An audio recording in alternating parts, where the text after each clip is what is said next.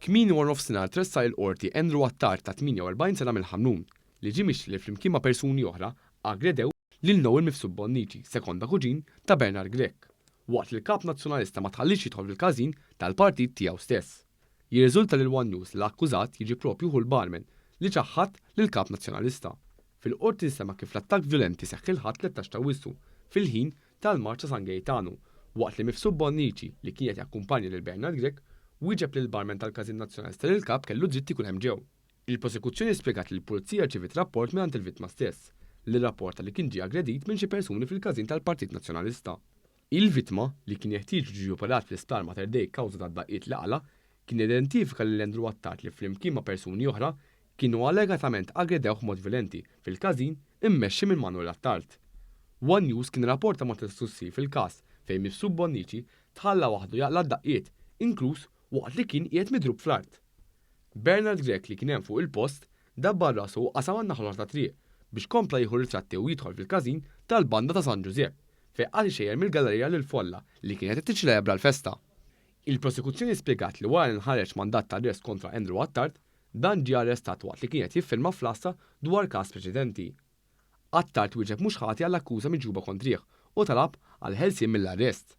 Din it-talb iżda ma ġietx milquha mill-prosekuzzjoni u l-parti ċivili minħabba li l-Attard kien diġà nagħta l-ħelsien mill-arrest fuq każ ieħor u anke minħabba li qatt iridu jiġru persuni oħra li raw il-vjolenza sseħħ, iżda ma jafux min kienu l-allegati aggressuri. Min-naħa l-oħra d-difiża argumentat li l-fedina penali tal-akkużat m'għandix titqis għal-fini ta' dan il-każ u ddiskrivitu bħala affidabbli, tant li membri tal-familja tiegħu stess kienu lesti jitlu bħala garanzija għalih. Il-prosekuzzjoni spjegat ukoll li fir-rapport li għamel il-vittma ftit wara l-allegat argument u kien jidentifika l-aggressuri tiegħu bħala kickboxers. Wara li semet is-sottomissjonijiet kollha, il-qorti il-preseduta mill-Maġistrat Donatella Frendo Demek ma laqgħetx it-talba l-ħelsien mill-arrest minħabba li jagħti tixet il-vittma kif ukoll diversi persuni oħra. Minkejja dan il-qorti qalet biex il-prosekuzzjoni tressaq ix-xhieda kemm jista' jkun malajr biex kwalinkwe riskju ta' intraġġ ta' provi jiġi skansat. Wara l-silenzju sħiħ fuq il-każ, il-Partit Nazzjonalista kien ħares qarrija wara 5 ijiem fejn qal li laqqa l-Kunsill Amministrattiv u ddeċida li l-Każin Nazzjonalista fil-Ħamrun għandu jinżamm magħluq mod temporanju.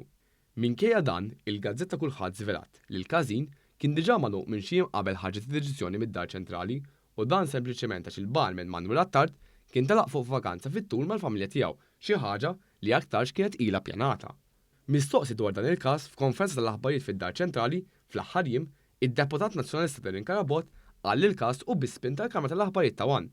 Dan anke jekk il-medja kollha fil-pajjiż irrapportat dwaru li f'dik tal-Partit Nazzjonalista stess. Jiena m'iniex ser inkun parteċipi mal-ispin li lkom għaddejjin bja kif qed inti issa ġimagħtejn fuqhom.